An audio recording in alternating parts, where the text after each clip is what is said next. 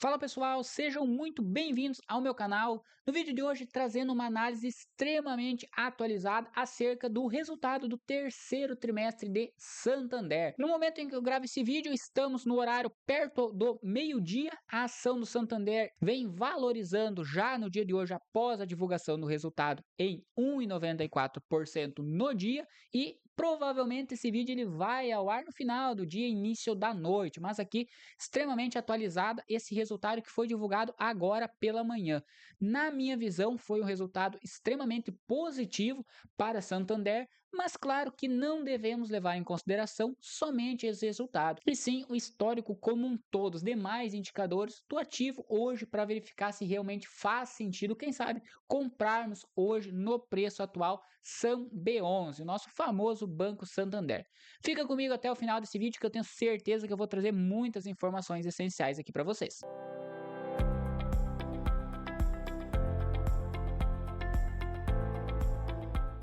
Acessando então a apresentação de resultados do terceiro trimestre de 2025, eu vou passar brevemente, eu só olhei resumidamente alguns detalhes, mas eu vou olhar agora com calma junto com vocês, para a gente entender de fato o que o Santander nos proporcionou para que esse resultado, assim como foi noticiado, viesse acima do que foi esperado. E de fato, as ações não estão numa valorização tão alta assim, mas estão subindo 2%. Então quer dizer que o mercado gostou até certo ponto do resultado.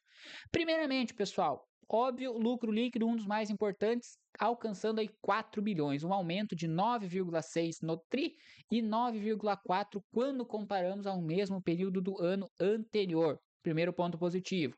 ROI alcançando 17,5, subindo também 0,5 pontos percentuais quando comparado ao terceiro tri de 24. O que mais? Margem financeira teve um pequeno decréscimo, não tão alto, mas mesmo assim caiu. A margem com clientes aumentou significativamente quando comparado a 2024.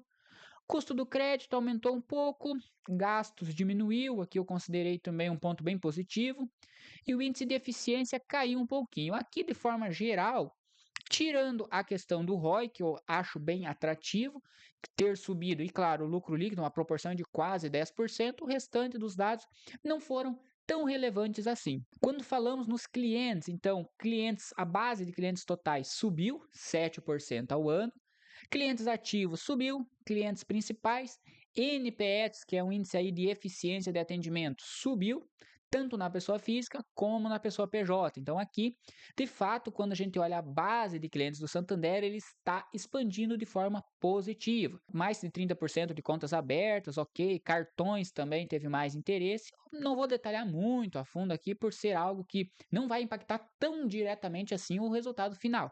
Mas claro, são pontos que a gente tem que destacar que melhoraram. Aplicativo, ok, aqui eu acho que não é tão relevante. Destaque de negócios, aqui, carteira financeira subiu para 89 bi, também um bom avanço perante 2024 e também um avanço não tão significante, mas ainda assim crescendo perante o segundo tri desse ano.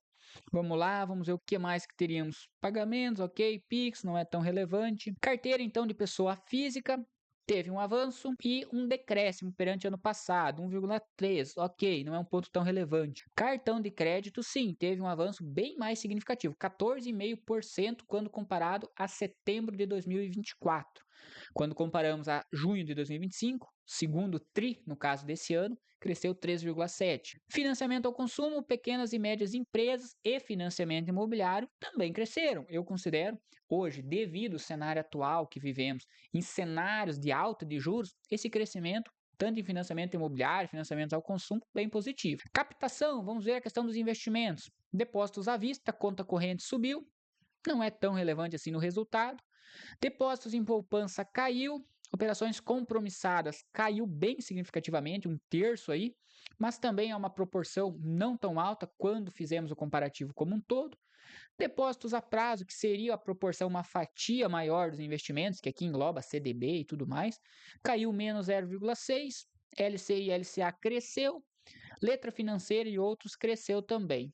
De modo geral, o total cresceu 2,8. Então, também não vejo um ponto. Aqui, claro, essa questão das operações compromissadas foi, de fato, um decréscimo bem significativo. Mas ainda assim, não é um número que tende a ser tão relevante assim no portfólio como um todo. Então, aqui eu diria que ocorreu tudo de acordo com o que foi esperado em média. Receitas, vamos lá, margem financeira, então, de clientes subiu, a gente viu logo acima. Volume médio, o spread subiu um pouquinho também, margem de produtos, de modo geral, a margem total caiu um pouquinho, 0,1, perante ao terceiro TRI de 24 e perante ao segundo TRI de 25 caiu 1,2. Então, a margem eu diria que seria um ponto de atenção, porque não foi um número tão significativo assim, mas caiu a margem. Então isso sempre levanta um ponto de atenção. Cartões, a gente citou operações de crédito, aqui é bacana. Eles levam em consideração como que seria o resultado caso fosse desconsiderados os efeitos da resolução 4966, que é aquela resolução que trouxe sérios problemas, digamos assim, nos balanços dos bancos nos últimos trimestres, que é devido ao aumento da provisão, a forma do cálculo de provisão de créditos duvidosos.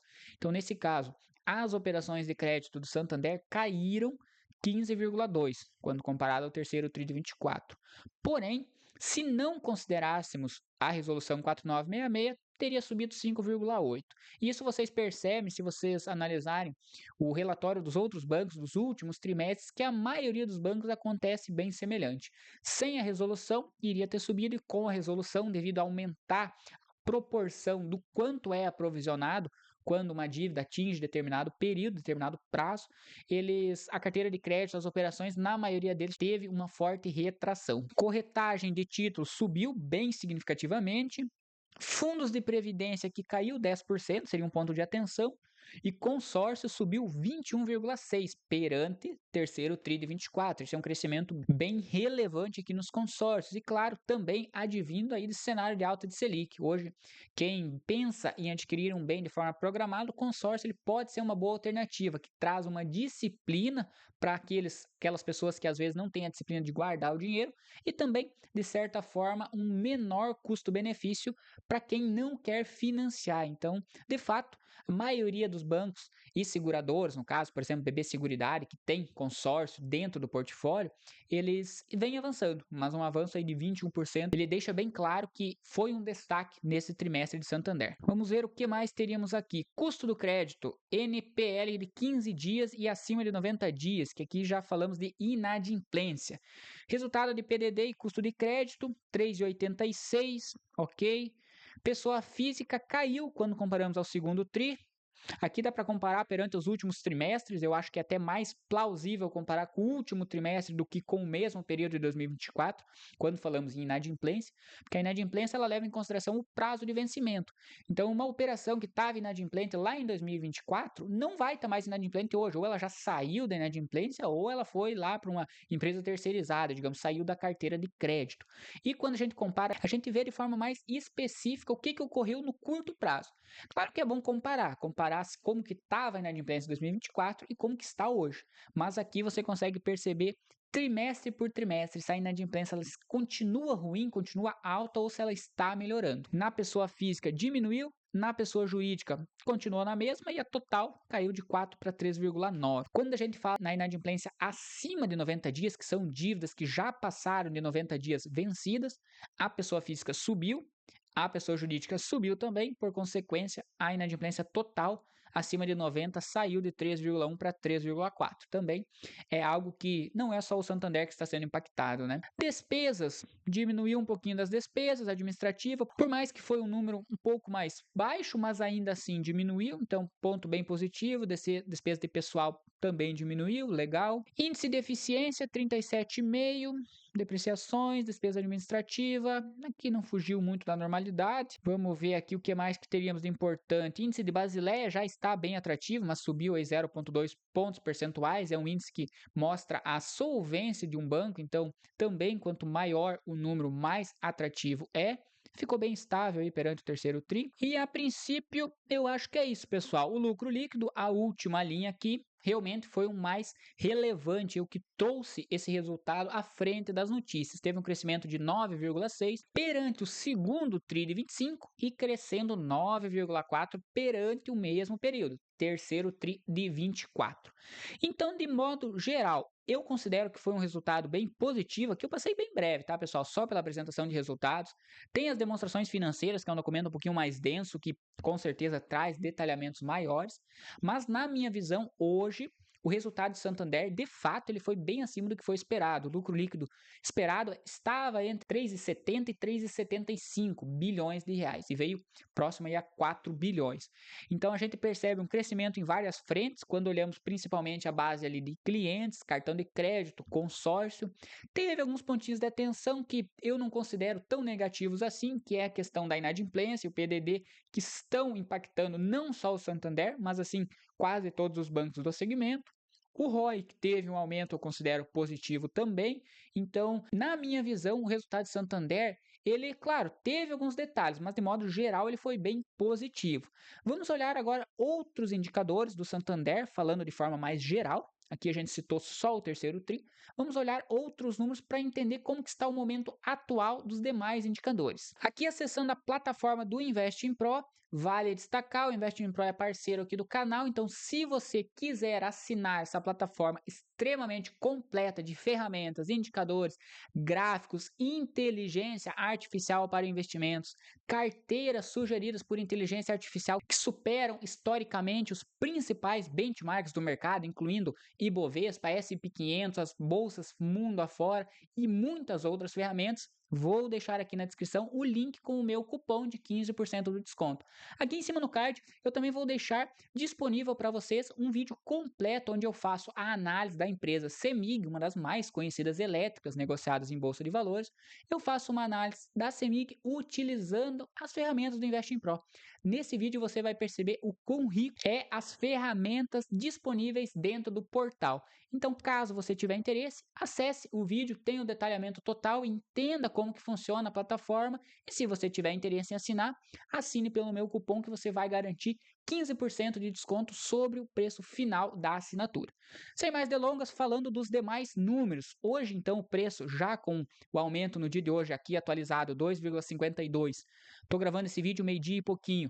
R$ 30 a cotação. Perante a plataforma, o preço justo de SAM B11 hoje, que seria uma unit, estaria em 30,61. Basicamente, a cotação atual.